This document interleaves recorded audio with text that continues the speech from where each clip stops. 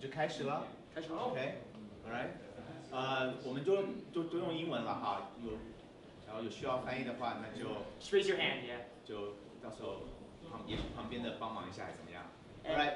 If you have any questions, if you ask them in Chinese, I can totally understand them too as well. 我可以听得懂。All right, let's start with the word of prayer. After lunch, Lord, we know that we just kind of like go into the sleepy mode, and God, we just ask that your Spirit right now will stir us up, and we want to continue to learn and grow. We wanted to not miss out anything that you have for us. So would you just encourage us with your word, with stories, and use Jonathan and myself, God, to just really pass on a word of encouragement to this body. We just pray for everybody seated here, God, that your Spirit will touch all of us. Amen. In Jesus' name, amen. Amen. Amen. So my name is Jonathan. I'm his son. So I'm really excited to be here today to actually share some of the learnings that I've had over the past couple of years. So I actually just kind of entered my Christian path again. But before that, I was very obsessed with self-development. So I spent a lot of time reading books, listening to podcasts on how to be the best version of yourself. And this is interesting because we're here to give a presentation on how that message is actually ordained by God in the Bible. And so we'll start off with a quick parable here. And at any point, if you have any questions, please raise your hand. You can ask in Chinese or English, and we're more than happy to answer. So I'm just going to kind of read this passage from Luke 19. Right? There's a parable of 10 talents. This is a parable of 10 minas. I like this parable more because they're actually two different stories. Right? The talents has to do with the things you invest and you get equal amount in return. But in this story, we actually see a different kind of return on investment. And that's why we get the idea 10x from. So in Luke 19, I'll just read in New Living Translation. A nobleman was called away to a distant empire to be crowned king and then to return. Before he left, he called together 10 of his servants and divided among them 10 pounds of silver, saying, invest this for me while I'm gone. So in other versions, it says to do business. All right, so we're not talking about ministry, we're not talking about church, we're talking about like take the money, invest, like do business, right? And invest for me while I'm gone. Right, so this idea that I'm actually entrusting, this is my money, but I'm entrusting to you. You are to take something and go do something with. Take this and go do something with it. Okay, verse 14. But his people, the 10 people, hated him and sent a delegation after him to say, we do not want him to be our king. After he was crowned king, he returned and called in the servants to whom he had given the money. He wanted to find out what their profits were. Right? So if any time you feel like profit in our Christian life is a dirty word, it's not. It's in the Bible. Right? Right? God wants us to live a profitable life. He wants us to always think in terms of return on investment as well, right? Certainly, this principle is something we'll expand upon in this talk. So this master now is saying, okay, let's talk. Let's find out what you did, right? He's asking them to give an account. It's like a annual report time, right? A CFO is back, like everybody, all division line of business leaders going to have to give an account of how they did with all the budget they were given that year. So if you want to find out what the profits were, verse 16, the first servant reported, Master, or CEO, boss, I invest your money and made 10 times the original amount. 10 times, man. Now today, if you're running a company, if one of your divisions give you 10 times return, what would you say? Promotion, right? Stock options, right? Oh, a new Rolls Royce for you or whatever. The boss says, well done, right? You are a good servant. You have been faithful with the little I entrusted to you. So you will be governor of 10 cities as your reward. Wow, 10 cities, right? The next servant reported, Master, I invest your money and made 5 times the original amount. Well done, the king said. You will be governor over 5 cities. So what did we learn here, right? The first one, 10x return, 10 cities. Second one, 5x, 5 cities. Proportional rewards, right? Right. Verse 20. But the third servant brought back only the original amount of the money, right? He didn't do anything with it, right? At least he didn't lose it. He didn't spend it on boba nights or cupcakes. He kept the one and then returned one. Didn't do anything. Master, I hid your money and kept it safe. I was afraid because you're a hard person to deal with and taking what isn't yours, whatever. Then what did the master say? same as the 10 talents. You wicked servant. The king roared. He was upset. Your own words condemned you. If you know that I'm a hard man who takes what isn't mine and harvests crops I didn't plant, why didn't you deposit my money in a bank? At least I could have gotten some interest on it. Some interest on it, right? So no return is not acceptable. There's always some return, right? Even if you just put in the bank, even if you didn't do anything, let's let the money do the work itself by leaving in the bank. Now today we know, right? If you put money in the Bank of America, No interest. it's like 0.001% interest, right? But hey, at least a couple pennies, right? If you leave it there for a year. So the king turned to others standing nearby. The king says, take the money from this servant and give it to the one who has 10. So wow, so the 10 is definitely is a different person in the eyes of the master now, right? For the whoever didn't do anything do well, let the best person have all the resources. Let the best person take the rest. Okay. Yeah. So I think this passage really spoke to me because we've all been given talents by God. We have some people are smart, some people are good at different things. Everyone has their own talents, and if we just don't develop them, we'll become that servant. If you don't invest in yourself and try to become the best you can be, then you actually aren't fulfilling God's calling for your life. And so that's been kind of something that I've been thinking about a lot over the past couple of years. Yeah. So these are some words that I put up, and I think especially in my generation, everyone's looking for their purpose. It's like, what is your huzhao? What is your calling? No one wants to just go to work 9 to 5, get a paycheck, and then go home. I mean, that's not enough. And I believe that's because God doesn't want that for our life. Yeah. So when I was in high school, I told the story earlier, right? 12岁来了美国. Very early on, I went to buy this book called How to Win Friends and Influence People by Dale Carnegie. So I read this book even in high school because I want to make a difference with my life, right? So this is where we're very similar, right? My other two sons have different personalities, but here we are very similar. So we want to keep improving ourselves. So when I became a believer in college, 大一的时候我信主了. So I immediately asked myself the question, what can I do to serve?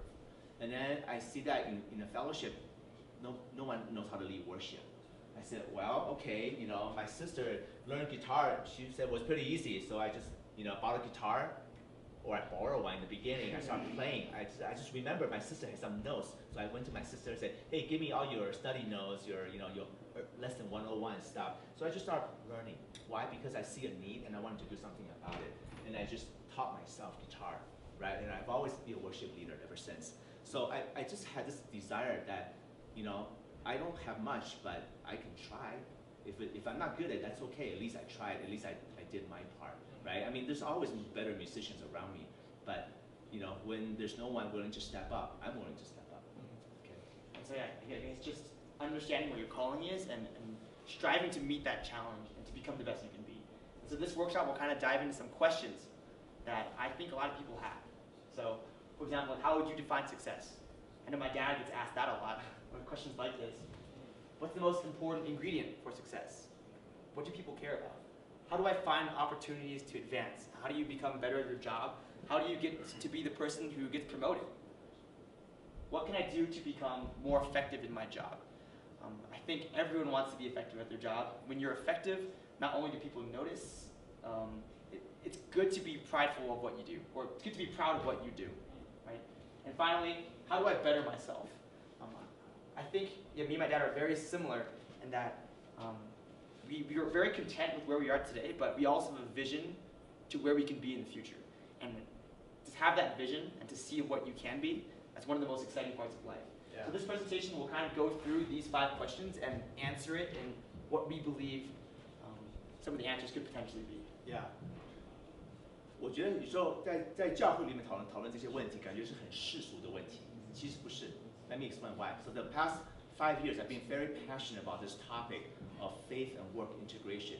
If we truly believe in God, our work, whatever that may be, staying home, raising kids, working a corporate job, doing research, teaching, or even just being, a cook or a street cleaner, how can I do the best that I can to demonstrate that, God is in my life, right? So Ephesians says, whatever you do, do unto Colossians, whatever you do, do unto the glory of God. Whatever you do, right? That doesn't mean that it only happens in the church.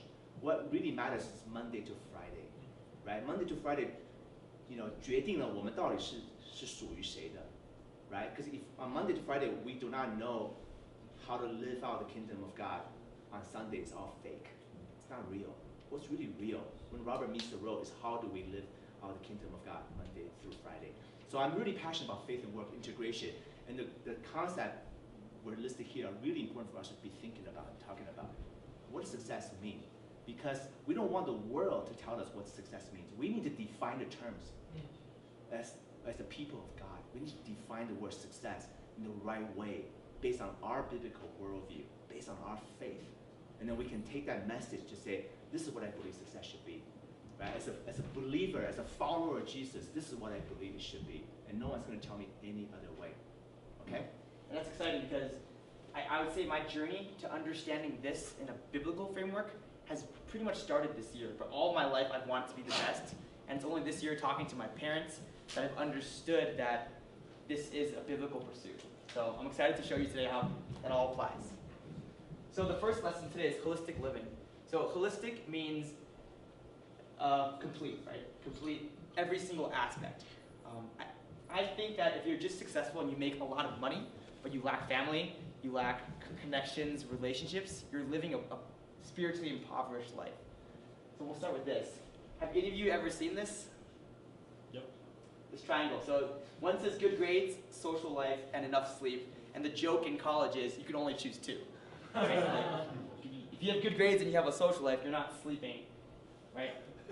And then this next one's also pretty funny, and it's really actually stuck in my mind as something that I don't want to be true. Have you seen this? Yeah, so when you're young, you have time and energy, but no money. You're poor. When you're an adult, you have money and energy, but no time. When you're old, you have time and you have money, but you have no more energy to do anything. And then you have no time, no money, and no energy.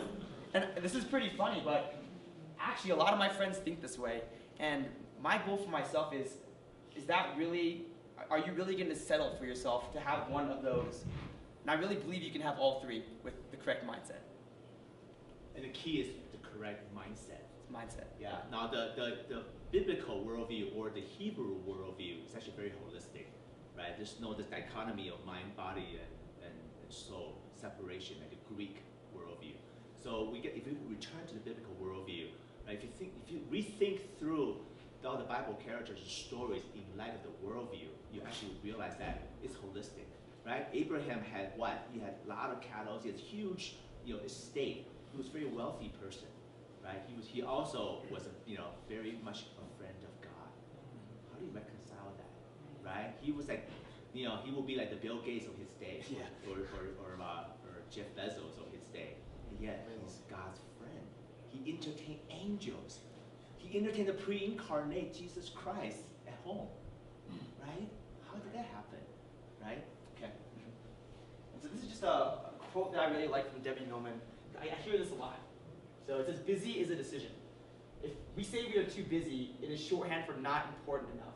Simply put, you don't find the time to do something, you make the time to do things. And this is actually, this convicted me. I read this in a secular, non-Christian book, but my excuse for not having quiet time or praying is always that I'm too busy. And when I read this, I realized, man, like finding 15 minutes in your day to read your Bible, it's not because you're too busy, it's because it's not important enough to you. So when you realize this, that no matter how many things you have to do, you always get the important things done, then you realize that life is all about priorities. So how are you going to prioritize your life to do all the things that you need to do?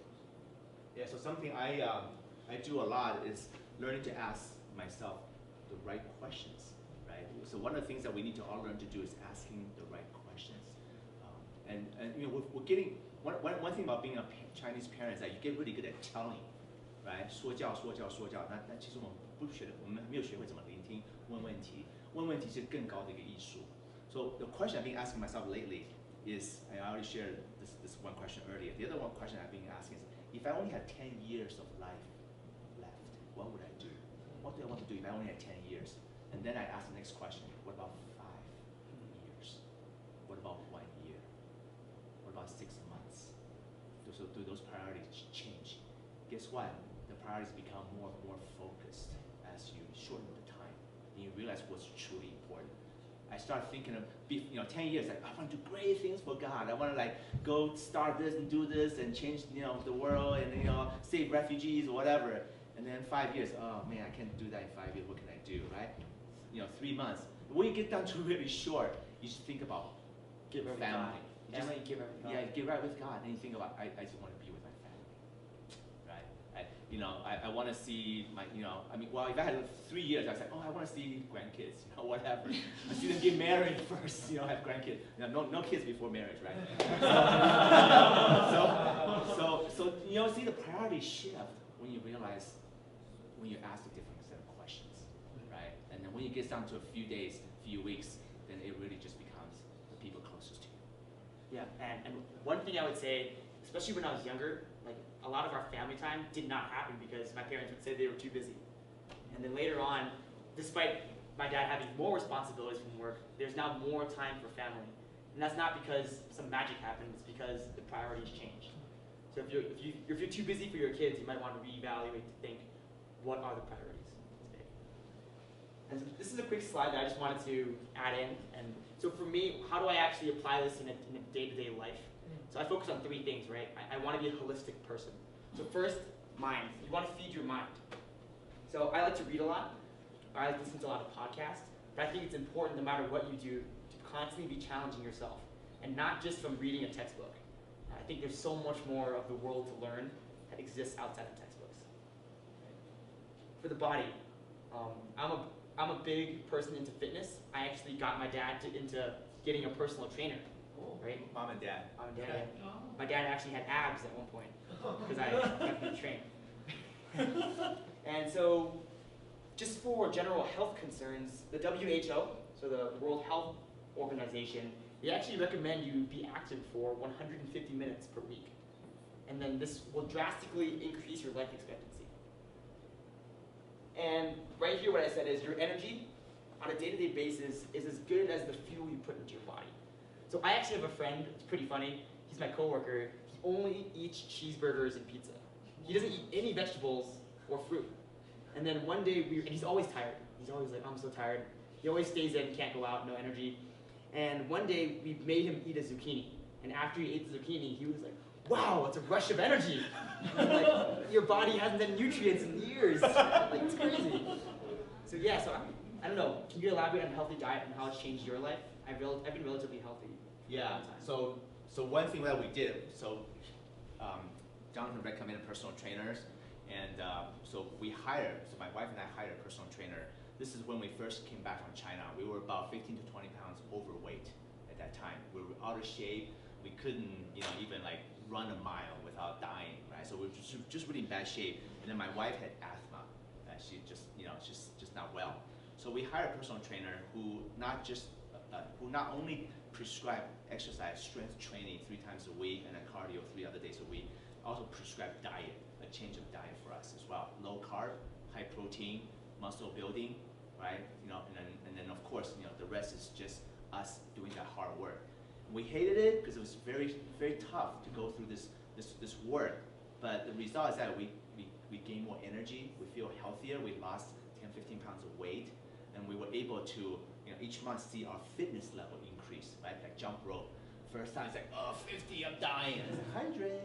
It's 100, 200, 300, 500. It's like it's just you can see the result, and then you just get addicted to having a body that really fits and that can carry you to do all the things you want to do. First it's like, oh, tough day, I'm just so tired, I'm wiped out. So that food has a lot of impact. If I eat out of bread, if I eat out of refined flour, so we don't eat rice anymore, right? We eat maybe brown rice and quinoa. Very hard to give up rice as Asians. Yeah. So instead of noodles, we eat zoodles, cranked out by zucchini. So we had to change a lot of diet, so to remove things that really drag us down, right? Those are things that actually make us sluggish and tired easily. We also stopped all sugar drinks, no more soda drinks, no more fruit juices. Fruit juices are just all loaded with sugar. They all drag you down and not give you energy. But yeah, there are tons of nutrition plans you can find online, so I won't elaborate. But the final part here is feeding your spirit. So what's funny is actually in the secular world, so I think it's about 80% of people who are like CEOs or leaders, directors, that level of successful person, almost all of them, 80%, have some form of mindfulness practice. They meditate, some do transcendental meditation, yoga, but just some form of clearing your mind. And as Christians, our form of meditation should be reflecting on God and prayer. And that's something that's actually made a huge difference in my life. So just recently this year, I started meditating for just 7 minutes a day. I couldn't get to 10, it's too hard. But 7 minutes a day, and I've already seen huge leaps in calmness and reduced anxiety, just from being quiet for 7 minutes per day. This is coming from a boy when we used to torture him with timeouts, right? 2 minutes. The way we disciplined Jonathan was like 2 minutes, be still, just sitting there.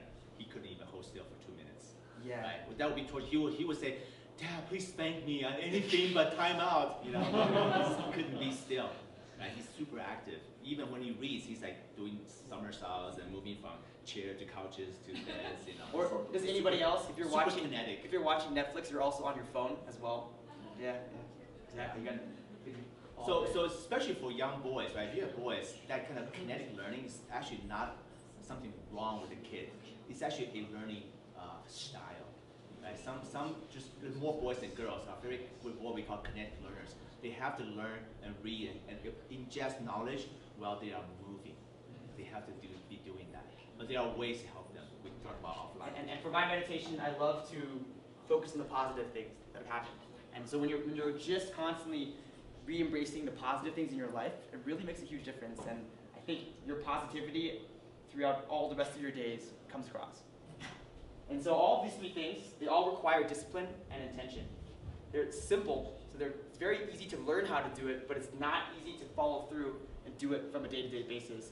But these are all three things that I very strictly implement into my routine per day, and it's made a huge impact in my life. So from my personal experience, I've been trying to get into meditation for a long time, but for me, that's probably the toughest thing I could think about doing. So my older brother actually gave me this book, Celebration of Discipline, and it just walks you through very, very simple things. It literally starts off with just sit down and put a timer on for 7 minutes. And it just walks you slowly through how do you actually get into a meditative state and be able to reflect on God and all that good stuff. And then a quote that my dad actually mentioned to me, it's here. It says, this is from Francis Chan. He's a famous Christian author. He says, "How can you love God with all your mind if your mind is cluttered?" And so meditation is one of the best tools to help clear your mind so that you can fill yourself with the Holy Spirit and reflect on God. It's a really important thing.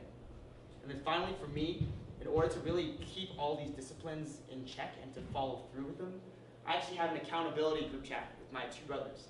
So every day we'll text each other 2 yeses. One is for purity, so sexual purity, and one is for devotions and meditation. So every day we'll text each other and say, have you done your meditations, devotions, and are you sexually pure? And so accountability is absolutely key to maintaining these habits. So if you have anybody, it could be a best friend, it could be your parents, but having that support system is key. You found the same, right? Mm-hmm. So throughout every single chapter, I'll have a book that I read. So I like to read a lot. And my favorite author is actually Tim Ferriss. And so this book is basically... He's not a Christian. Not a Christian. He's a good author to read. I think there's a lot of positive lessons you can learn from non-Christians. So yeah, yep. Very successful guy. And so for me, I believe that just studying textbooks isn't really a great way to get knowledge, but asking people who are successful is a great way to get knowledge. I think that's experiential and not abstract, right? And so for Tim Ferriss, this book, he interviewed 100 of the world's top performers. So master chess players, the best investors in the world, the best trainers in the world, and he compiled a book of tools. And so his philosophy, which is now my philosophy, is while the world is a gold mine, you need to go digging in other people's heads to unearth riches. Questions are your pickaxes and competitive advantage. This book will teach you how to ask questions that can really get you some insights that would have taken you years to learn by yourself. And finally, coincidence that his book is structured the same way as this presentation, but the book is comprised of 3 sections: healthy, wealthy, and wise. So even in the secular world, those 3 things and having those 3 things is absolutely key to living a truly fulfilled life. And he says that you can think of the 3 as a tripod upon which all life is balanced. You need to have all three to have success and happiness. So oftentimes people say, once I make money, I'll worry about the other two. But it's actually once you have all three, then you're going to feel successful and happy and fulfilled. Yeah, and then one thing we talked about this morning is like we gotta be really careful, right? This is a book from from the world, but we have to discern ourselves. Is this from a tree of knowledge or is this from a tree of life? Now earlier what we talked about is that we have to have that meditation and then putting ourselves before the Lord. That relationship connection is our guarantee to the tree of life. Meanwhile, right, we are not afraid to engage the world, engage the best practice out there, but to take that with discernment. Like, is this of the Lord, right? Because they're not, everything's good out there. For example, right, Tim Ferriss is the big TM person, transcendental meditation, right? We definitely don't want him to do TM, right? We want him to meditate in the Spirit, right, in the Word. So that's where it's very simple. It's like, well, because I live on the tree of life, I'm just going to say no to this advice, and then adapt it to what it makes sense for me because I am grafted to the tree of life. Yes. So we have to be very discerning. Right? The discernment can only happen when you constantly get yourself in the Word of God and follow the Spirit of God and listening, which is what we talk about tonight. Yeah, and so the key part is to always make sure that any lessons you want to incorporate in your life are backed by Scripture. So these are just two verses that I think about a lot. So 1 Corinthians 6:19. Do you not know that your bodies are temples of the Holy Spirit, who is in you, whom you have received from God? You are not your own, you were bought at a price, therefore honor your bodies. Honor God with your bodies. I think that's a really powerful verse. So this is basically God telling you to honor your bodies and put in the right things and treat it right. So, yeah, being healthy is scriptural. And Philippians 4:8. Finally, brothers and sisters, whatever is true, whatever is noble, whatever is right, pure, lovely, admirable, if anything is excellent or praiseworthy, think of such things. And I think this Bible verse really makes sense in the context of meditation, and especially when you're feeding your mind. So you really want to dwell on good, positive things. And actually for me, I used to watch a lot of horror movies, and I thought, oh, they're just fun entertainment. But what you realize is that stuff actually kind of seeps into your mind, and then you start dwelling on some of the negative things, and that actually does have an effect over the long term. So you want to dwell on things that are pure and lovely. Yeah, so your media, you got to be really careful with your media diet. Like what you watch, right? The windows, the eyes are your windows to the soul. So whatever you take in with your eyes, whatever you hear, music or otherwise, will affect your spirit. So you want to be a guardian of the Spirit of God that's in you and not allowing all kinds of garbage and pollution come in. Yeah. So this is the next section. We're not going to play the video, but it's basically a Will Smith video talking about fear and conquering your fear. So what has been stopping you from bettering yourself? Have you ever wondered, like, oh man, I wish I could do this better, but what narrative are you telling yourself that makes you not achieve that? Yeah. So you can search for Will Smith skydiving or whatever. Yeah, Will Smith skydiving. It's not going to work either. Yeah, my mom showed it to me. But yes. Has anybody heard about this? The growth mindset? Growth mindset. It's become a required reading at Microsoft. Our new CEO, Satya Nadella, for the last 3 years, have been talking about this. And this is something that is now a core value of all Microsoft employees. So it's pretty darn important because this is the one key that has been shifting our corporate culture in the last 2-3 years. Okay, so Jonathan. Yeah, so same with my company as well. And actually, pretty much any top 100, top 200 company, they all want their employees to know what this is because this is basically the foundation to, I guess, success, I think, in anything. If you don't have this, I don't see how you can be successful. Yeah, and then Rosanna there's actually a whole growth mindset on parenting as well. There's amazing Stanford experiment about what they experiment on kids, but they're not rats, they're kids. But it was a really fun marshmallow experiment to talk about how growth mindset and fixed mindset affect the children's performance and outcome. So what is it? So the growth mindset is you thrive on challenge, and you see failure not as telling you that you're wrong, that you're invalidated, but that you can learn from it. So challenge is a springboard for growth and for stretching your existing abilities.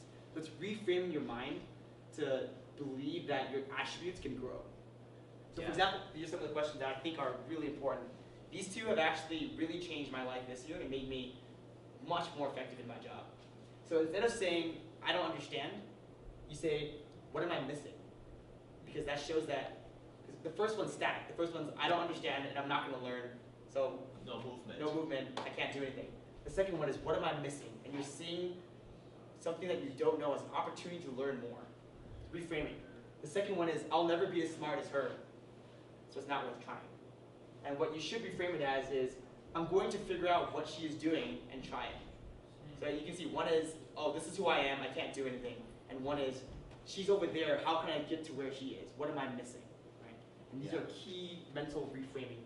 So you can see how this is so important for CEOs because, if you want to teach a company culture, you want to change a company culture, let every person be willing to take risks and try things, be innovative. You have to get past fear. You have to get past the fear of failures. You have to get past, making a mistake and then stop everything. Now, this part is particularly important. I made a mistake, right? Mistakes help me improve, right? This took a lot of hard work for a company like Microsoft. Because before, basically, if you make a mistake, like in the Bill Gates days, you're fired. Like if you show up at Bill Gates' presentation, you stutter even one syllable, out, fired, gone, that's it. So people spend days and days, sleepless nights, prepare for Bill G review because it's so freaking scary, right? So this is really important. Now at home, this is also important. I made a mistake, and the kids begin to when we keep, kind of reinforce this idea that hey, you can't do anything right. What happened? The kids becomes I am a mistake. The kids, you don't want that, right? You don't want your kids to feel like I'm a mistake. Oh, I should not have been here. I should not have been born, right? But imagine how empowered a child could be if he said, yeah, I made a mistake, but I can learn. It's okay. This is a huge difference between what I observe hiring Chinese employee versus a Western American employee. Because Chinese people come, and they're so afraid to make a mistake, especially from mainland China, right? Okay, just tell me what to do, 1, 2, 3. Because if you tell me to do them, I do them, I'm okay, right? I won't get fired, right?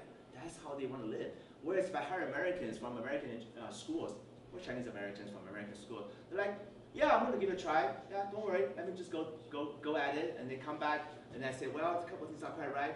Okay, thank you for the feedback. I'll go fix it, get better, right? There's not this huge internal, thing about, oh, I'm so afraid I'm a failure. I'm so, scared. So it's a huge difference in the way that we are now beginning to hire people and measuring them based on the mindset. And just a couple things here real quick. Overcoming fear in your personal growth. So fear and doubt are actually the primary things that prevent you from having this mindset because, at least for me, growing up, I was always scared to try my best because I felt that if I tried my best and failed, then I'll never be good enough. I don't know if anyone's had that same experience.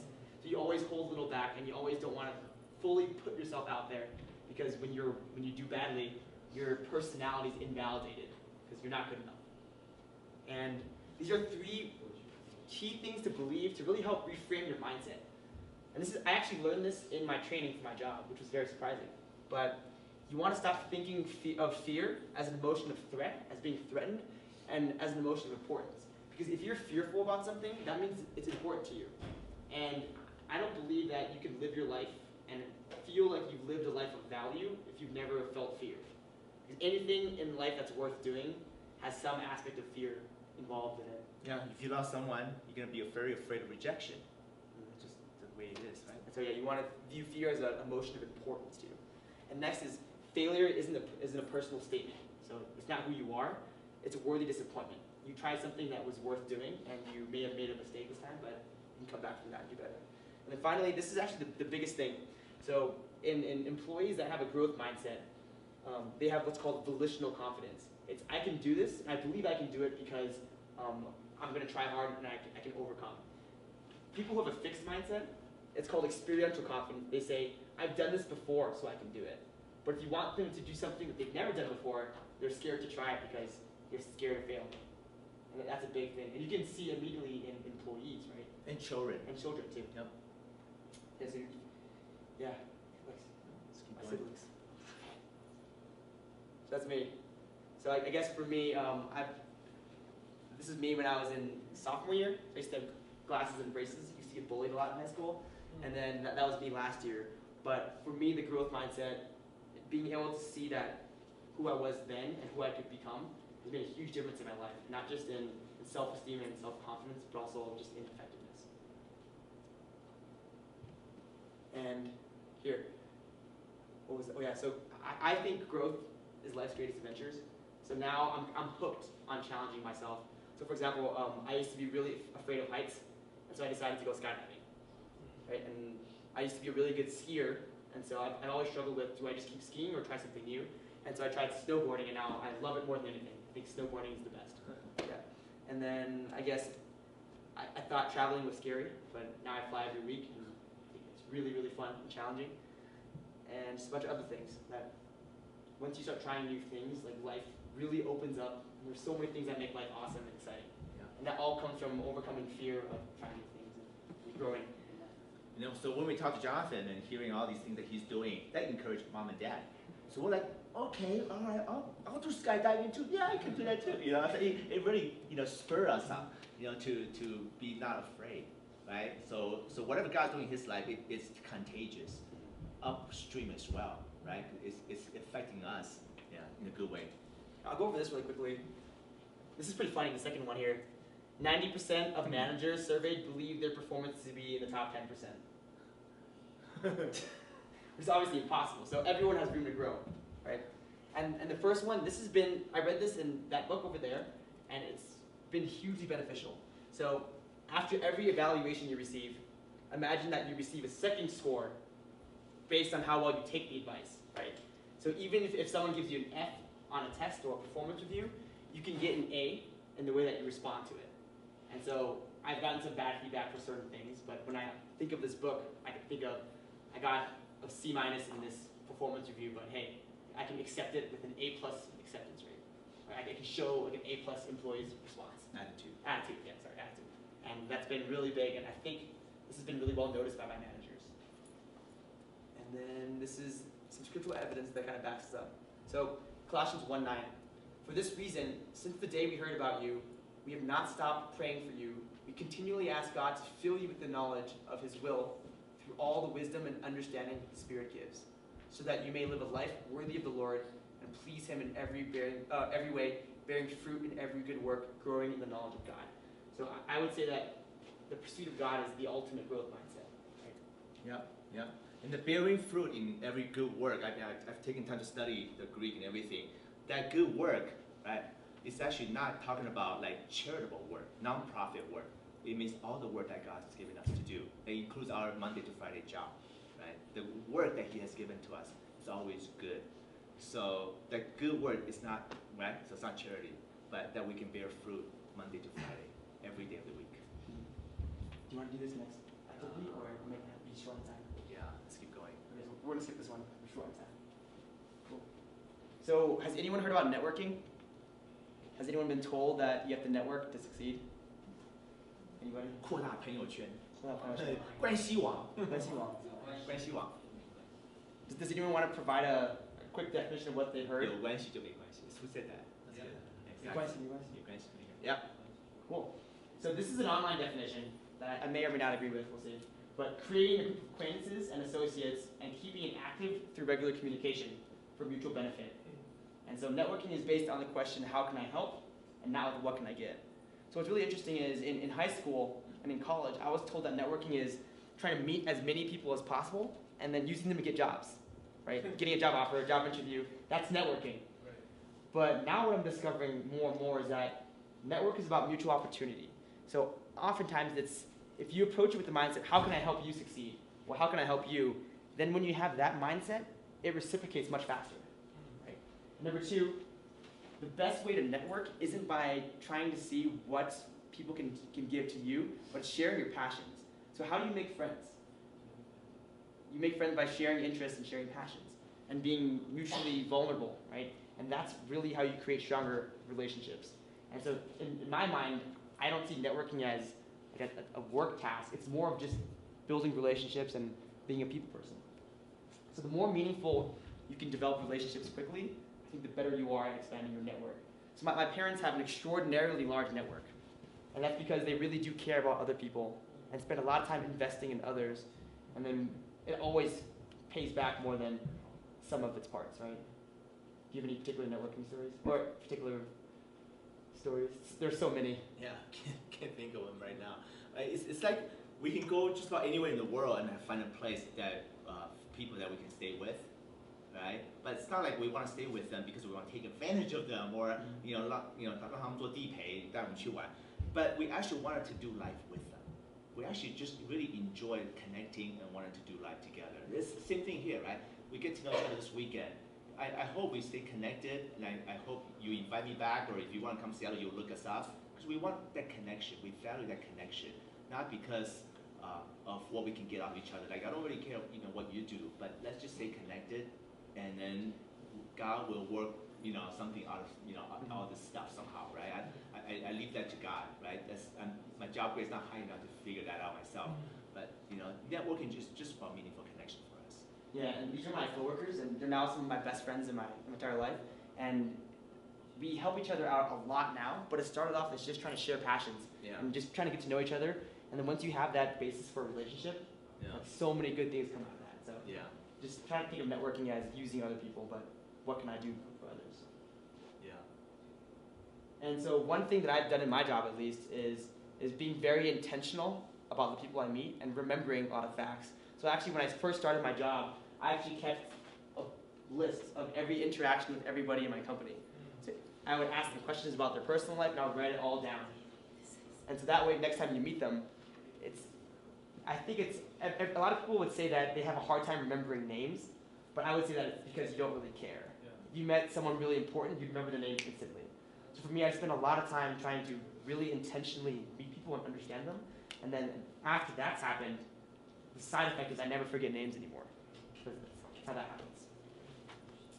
And a quick example, I actually met one of our marketing directors, and I was talking to her and offered my assistance to her, just offering myself in any way possible. And I ended up actually being able to help them write these scripts for this new marketing video and participate in the filming. And that was like a big thing for my resume and really helped expose me to leadership in my company. And that came out of that opportunity arose because I was trying to help them out and offer myself up. Yeah. So my example will be, this one of the best jobs I ever had.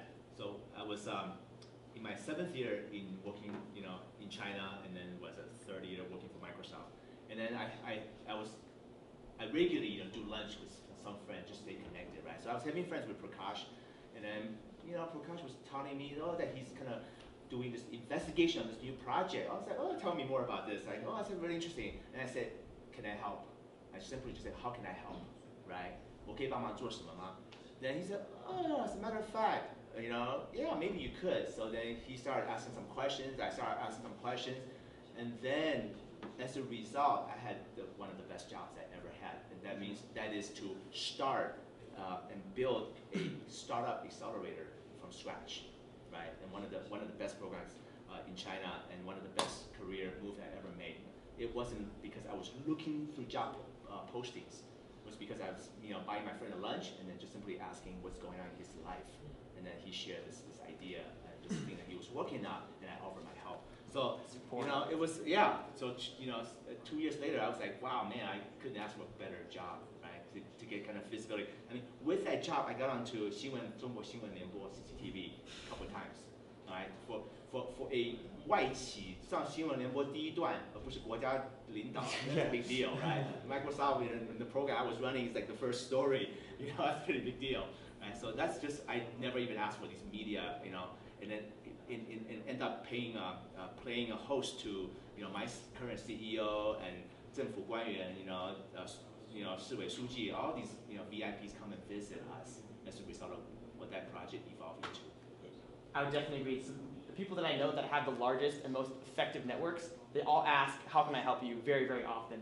And for me, that's opened the most doors. So remember that. If you're talking to somebody, always offer your help, even if you can't. Yeah. Who knows what can arise out of those opportunities. Cool. I'll skip this one, but this is a book that I read about.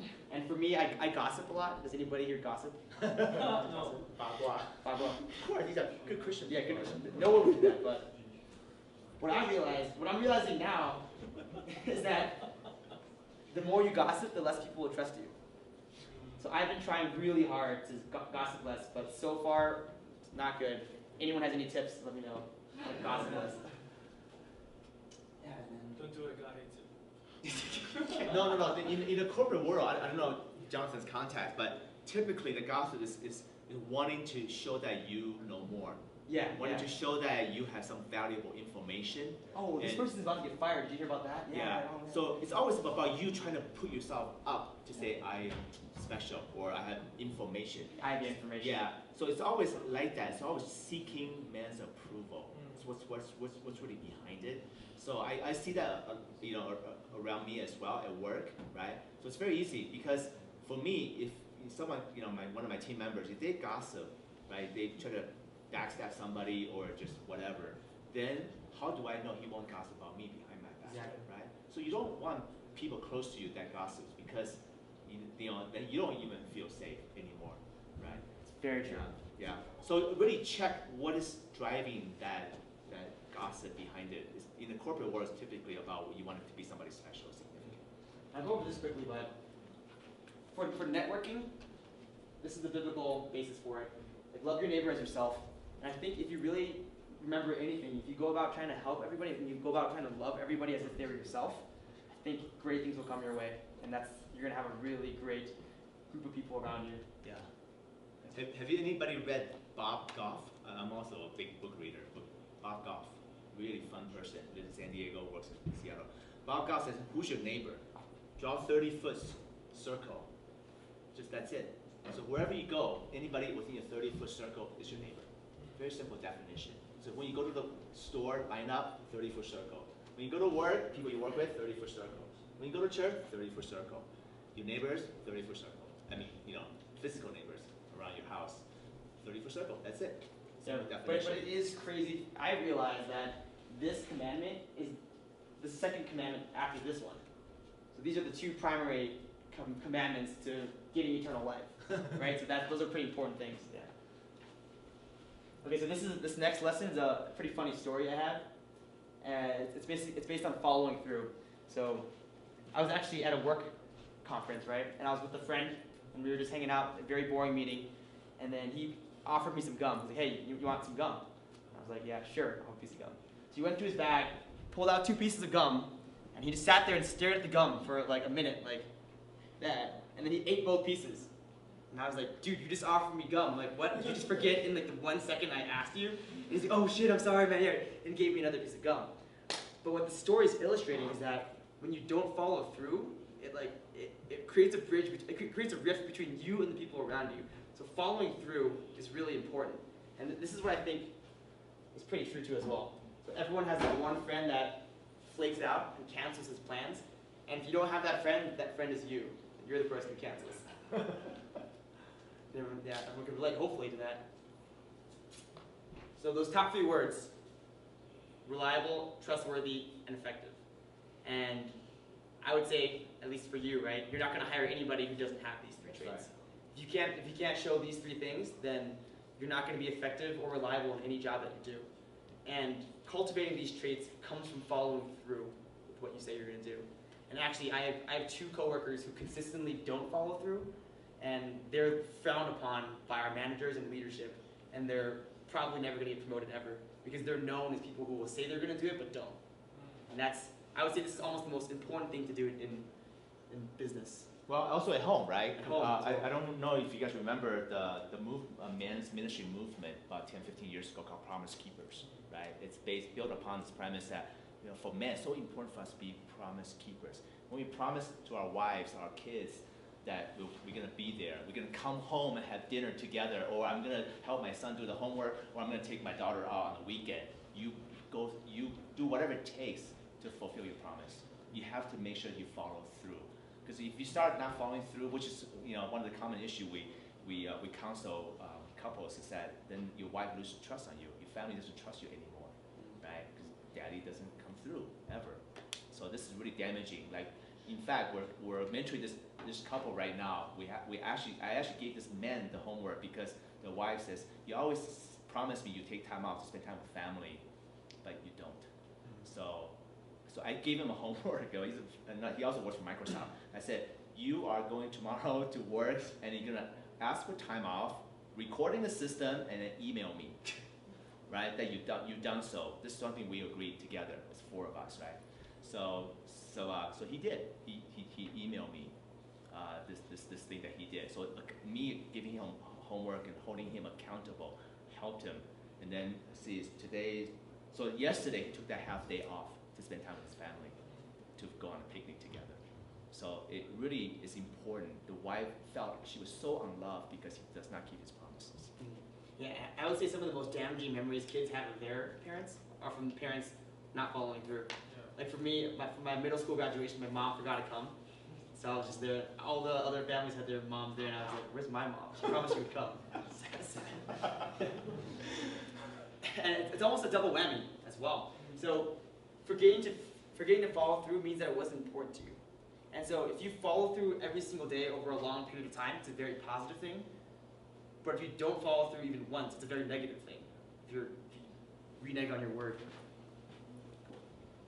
And so actually, for my job at least, I built my entire life around not ever forgetting things. So anytime anyone ever tells me to do something, I immediately put it into a reminder system. So my parents will know I almost never forget anything. Because I don't trust my mind, I write it down. Literally everything. Like, So if walk, we want, shower, I write it down. I have 3 sons, right? If I want to get anything done, I call Jonathan. Yeah. Yeah, he's that trustworthy and reliable. Like if we go on a trip together, if I want to reach someone, because we lost track, we got separated, I call Jonathan because he's the one that answers his phone. And he knows what's going on. Yeah, so one of my strong suits is I'm very organized. So my calendar is always very up to date and very granular. I have lots and lots of notes and lots of reminders in place so that I don't forget things. And I think that comes across in the long run. And actually, speaking of getting things done, this is actually a book that I read that helped me get a lot of things done. But I'll kind of skip this. So the GTD system, getting things done, is classic. I mean, a lot of companies, even startups, they swear by GTD system, and that's how they keep track of everything in the company as well.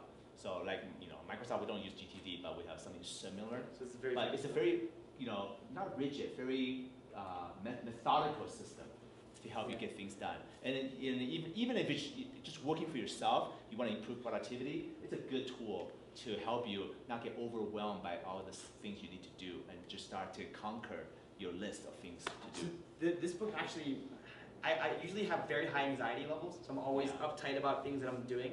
And this book actually probably dropped my anxiety by like 30%. Yeah. So the basic philosophy is that if you have a lot of things you need to do, and you don't have a reminder system in place, it's gonna consume RAM. It's gonna consume like brain power just constantly in the background. Cognitive load. Yeah, It's called cognitive load, and you're never gonna have rest because you have all these things you need to do. So what this basically, it creates a system where you put the things you need to do in a very, very reliable system, so that you can forget about it, because it's gonna remind you when it needs to be reminded. And then once it's in that system, you forget about it, and you get much less anxiety. So my anxiety has dropped by a lot. So, very interesting book. But it's a tough read. It's kind of boring. So just skim through it really fast. Read the executive summary first. Yeah, executive summary. Yeah, and so just for following through, everyone knows the scripture. Let your yes be yes, let your no be no, right? And then another one, just do not be quick with your mouth. This is really hard for me. I talk very fast and I make commitments very fast, so don't be hasty in your heart. And then I think this is one of the last ones. How do you motivate yourself? This was a video, we're not going to play it. I used to watch a lot of motivational videos to get myself motivated, especially for working out really early in the mornings. So that was one of them. Yeah. Tell people your workout routine. A workout routine? Yeah, it's like how much time each day, morning? I usually wake up in the morning and do 10 minutes of stretching and working out very quickly. And then I have a very strict diet. And then when I get back from work, I work out for an hour and a half. I usually run 12 miles a week, on top of everything. So we work out a lot. And then on the weekends I'm active, so I play tennis or badminton, rock climb, hike, stuff like that. So this is the last section, developing new habits. Who's ever tried to develop a habit and failed? Well, you guys are doing pretty good over there. Why is it so hard? So I'm actually very obsessed with this topic of developing new habits. I'm convinced that if you can develop a new habit, like whenever you want, you're going to be the most successful person in the world. So I always try to figure out new ways to do that. if you search new habits on YouTube, you'll find literally millions of different people telling you how to do it. So I'm not going to really give you any specific tips. The tips are all out here online already. But for me, one of the best habits I built this year is reading a book every 2 weeks. Does anyone read that much? It's very, very challenging. So what I've done to build this habit is actually very interesting. So everyone's motivated differently. And for me, I'm most motivated by what my peers think of me, which is not necessarily biblical, but just how I am. So what I'll do is, when I'm developing a new habit, I'll tell everybody that I respect that I'm building this new habit. So for example, I told my sales director, my manager, all my friends, like, oh, I'm reading a book every 2 weeks, and I'm going to update my Goodreads so you can see what I'm reading. And I'll send out a newsletter with summaries. Literally, yeah. He commits it, right? And you tell, and they of course say, wow, that's really hard, you're not going to be able to do it. And I'm like, oh no, I'm definitely doing it. And so now, because I've told people, I don't want to let them down. And so now I've managed to do this, and I've read like 30 books since last year. 30 business books, nonfiction. So, yeah, so you have the key here is to understand how you work. So what motivates you? Girlfriend? Ben? Everyone's motivated differently, and unfortunately here, I have to admit that if you were truly creating God's image, you wouldn't be motivated by these things, but that's not a fact of life, right? Everyone wants something. And we all need extra help. Yeah. All need extra help. So find out what motivates you. So for example, I have some friends at work who they're motivated by money. And so if they want to develop a new habit, one of my friends, every week we ask him if he's booked his accounts. And if he hasn't, then he owes us $50. And then so he'll Venmo us $50. So that way you have a friend who's motivated to ask you if you've done it, and then you care about money, so you're probably going to do it. So that's how we keep each other accountable. Big tip here is you focus on daily success for just 2 weeks. So give yourself a very low time frame that you're going to maintain this habit for. And usually if you can do it every day for 2 weeks, it becomes a lifelong habit. That's cute. And then between 14 to 21 days, right? That's how you can establish a habit. But when you have an end date in mind, it's a lot easier than having, I'm going to become whatever. Right? And then I mentioned accountability. If you don't have accountability, I would say it's almost impossible to build a new habit. Someone has to be checking in on you. Yeah. So earlier I told the story how my wife and I did the personal trainer. So we invested 100 days. I think it's like $7,000 for all the personal training, not to mention diet, protein supplements, health nutrition supplements, $5,000 to $7,000. So that investment is important because later on, if you want to cheat and like not do well, I would tell my wife like, hey, 5000块塑造的身体你要浪费吗？就是你花5000块美金就塑造了身体。You want to just eat some chocolate cake right now and just ruin it? So okay, all right. So that but then because我们坚持了100天, so that becomes a habit. How we eat, how we exercise, how we take care of our bodies, and our motivation is that we want to be healthy for our grandkids. Staying alive or whatever, not get sick. How am I going to serve other people? How am I going to be able to create my grandkids? So that's how I talked to myself into taking care of my body better, right? Because it wasn't automatic for me. I had to discipline myself. Now I go to the gym. Like we all hate to go to the gym, but we go 3 times a week.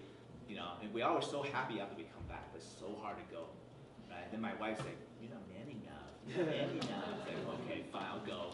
My wife would say, "I exercised this morning already." It's like, okay, I'll go. So she's my accountability, right? She's like, she 刺激我，然后她刺激我是我觉得她不够男人，好去吧，她做男人只好去了。And then if we get out of shape, the kids, and they're like, oh, you're looking kind of chubby now. And then we're like, oh, I work out at the gym. And this is actually pretty interesting. So I don't know if some of you have kids, but if you're telling your kid, stop playing computer games or stop eating so much candy, what's really important to know is that you can't remove a bad habit unless it's replaced with a good habit.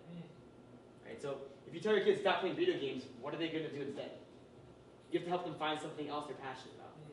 And so for me, I used to be addicted to video games. I actually, in 4th through 6th grade, I would wake up at 2 a.m.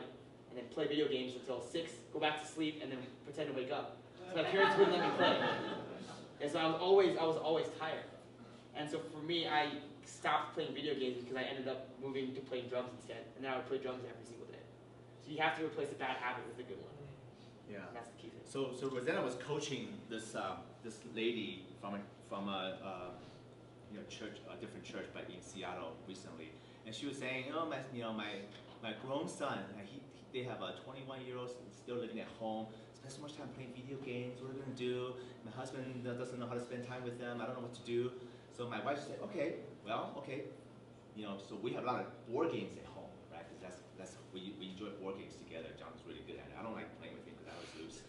But we have this game called Sequence and Ticket to Ride. Are really fun, easy to play, right? So my wife said, hey, just go home and buy this game and then just play together, right? So they have 3 kids, and then just last week they text us a picture, right, where the whole family's in the backyard playing Sequence together, and the kids loved it, they enjoyed it. Before they had nothing in common. The family don't know how to connect with each other. They don't spend any time together. So our kids everybody's in their room, husband in the study, kids in their bedroom, everybody's on the computer doing their thing. But now with this board game, mom is able to rally everybody together with a new habit, replacing the old habit. So sometimes if you want something, you have to replace the old with the new, right? 新的不来旧的不去，所以你一定要一个取代性的一个 Okay. And this is a quote my mom always likes to talk about. So you sow a thought, reap an action. Sow an action, reap a habit. Sow a habit, reap a character, because your habits define your character. And when you sow a character, you reap a destiny. So it all starts small. Yeah, we can take that. You can buy that from Christian bookstore. They always do that for for family. This is how you raise good kids, right? So I'll start small. Begin with a thought. Inception, right? Yeah. Start with a thought, and then you actually then build godly characters into your children. But you start small. So I've been, this past season for me, I've been really focusing on this part, like sowing a habit and developing really good spiritual habits. And once you have those habits in place, everything else will come in place. Yeah. You can't just shoot for this off the bat. That's too much to ask for. Right. I'll skip this. But this is another book from Tim Ferriss, and let's see. This is really cool because this is how you talk to yourself. So the power broker in your life is the voice that no one ever hears. How well you revisit the tone and content of your private voice. So that's how you talk to yourself. So when you fail, are you really hard on yourself? So how you talk to yourself determines the quality of your life. Like if you want to have more, do more and be more. It all begins with the voice that no one hears. So this is something that I think about a lot. So when you fail, when you succeed, how do you talk to yourself? If you're mean to yourself, if I have my parents constantly behind me telling me I suck at everything I do, you would not stand for that, right? That's unfair. So how do you talk to yourself? That's a pretty big insight I've been thinking of. And some of us have that tape playing, that self-critical voice playing like I do.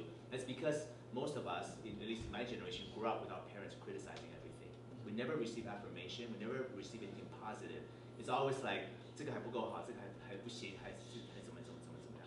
So I always have this mountain of criticism. So it's really hard for me to not critique myself after every little thing I do. I still struggle with that, right? Like I just delivered this presentation this last week to my GM, and I afterwards like, oh, I forgot to say that. I didn't highlight this point. I just like this whole mental anguish that I had to go through. At the end of the day, can I just say, it is well. I did my best. It wasn't perfect, but hey, next time I'll do better, right? But I think we all struggle with that. You gotta really be mindful of the tape that's playing in your head. Yeah, and what's crazy is that this is non-Christian, but it's very true. Like how well you talk to yourself determines your quality of life. Yeah. And so what happens with depression is you get stuck in this loop of you telling yourself you're not good enough. You're not worthy. And you can't get out of it, and that's depression. This is my own quote. For me. So following Jesus is a lifelong journey of shedding old habits and reshaping yourself in his image. Yeah, so there's a long way to go. I have a lot of really bad habits I'm trying to fix right now. And of course, habits don't come easy. But hopefully you guys can all join on the journey of developing better habits. Cool. So this is a summary of today's lessons. I think we're right up at the time, right? Yep. So you can just take a look at this. This is kind of the topics and the answers.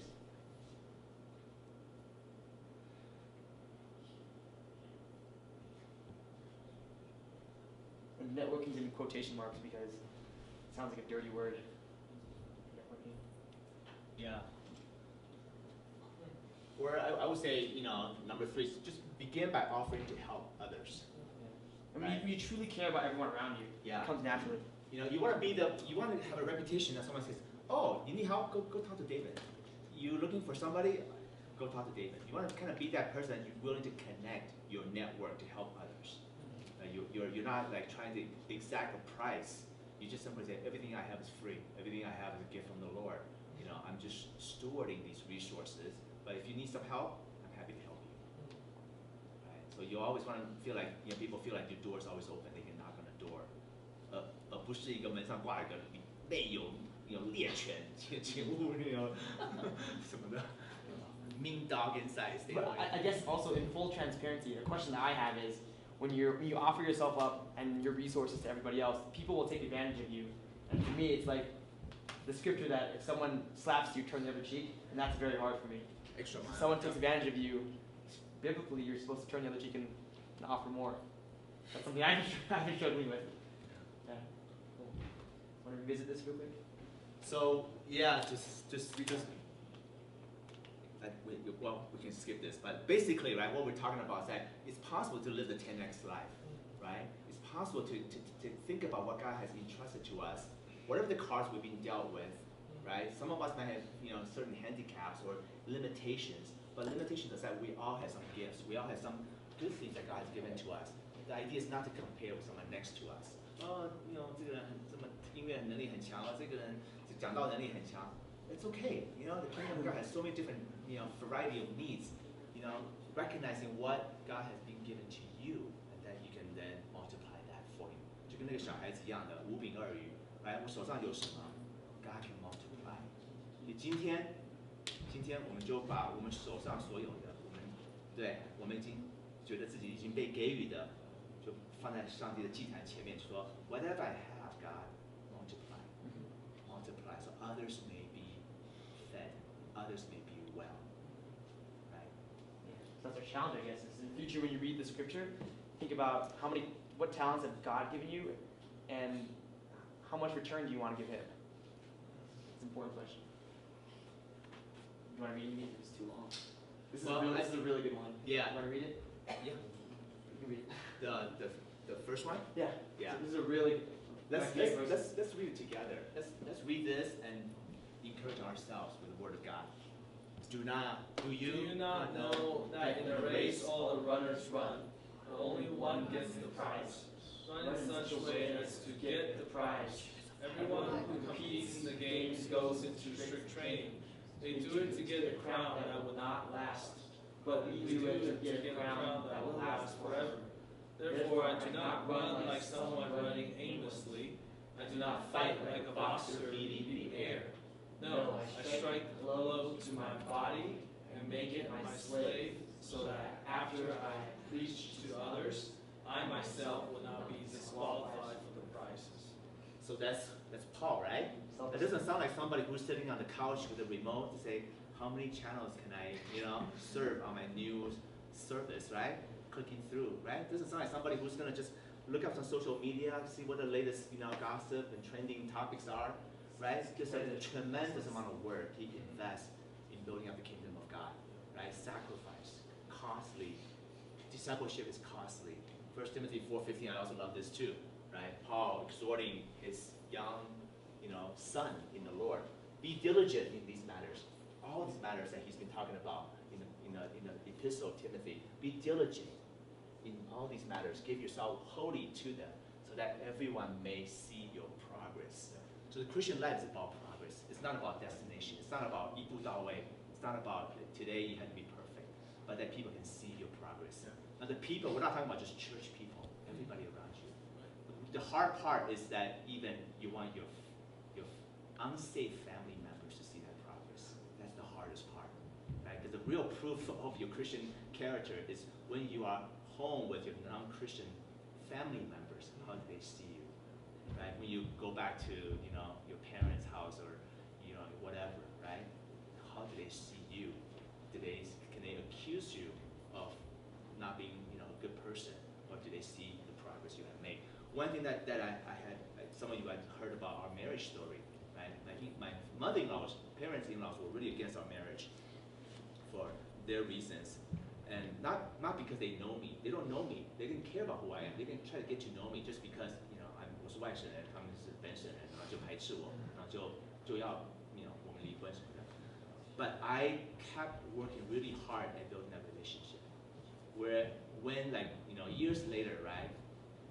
My mother-in-law would tell my wife, David 有长进 ，David 有改变 because I worked very hard in showing them that that I care about them, that I, as a Christian, I want to be a good witness to show you that I will take care of your daughter, that I will, be a good person, provide for her, as well as be respectful to you, right? We don't always agree everything eye to eye, but I demonstrate respect, I honor them, but that doesn't mean I have to agree with them, right?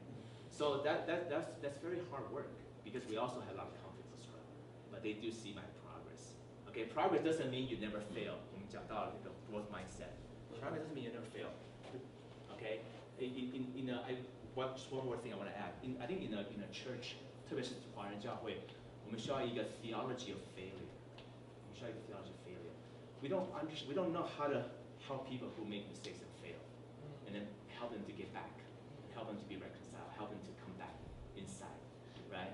You remember the Corinthians, right? 1 Corinthians, Paul says, get this guy out of here, right? Stop relating with him because he's a bad example. But in 2 Corinthians, we see this person coming back, reconciled. So we have to have this theology of failure where we embrace people that fail and bring them back and stay connected with them. And making mistakes, it's okay. But then we grow, we learn. We grow, we learn. Okay, this is the last slide. Call to action. So hopefully this message can encourage you that living a life of excellence is very biblical. And I think God wants you to live excellently. So I guess for this week, this is your homework. We're going to give you as simple as eating healthier, going to the gym 3 times a week, having prayer meditation every day. I challenge anyone to try it. Try putting on a timer, put it for 10 minutes, and see if you can sit there and just pray for 10 minutes. Really hard. I find it really, really hard. So at dinner time, I want you guys, each person, to go tell somebody what you're going to do.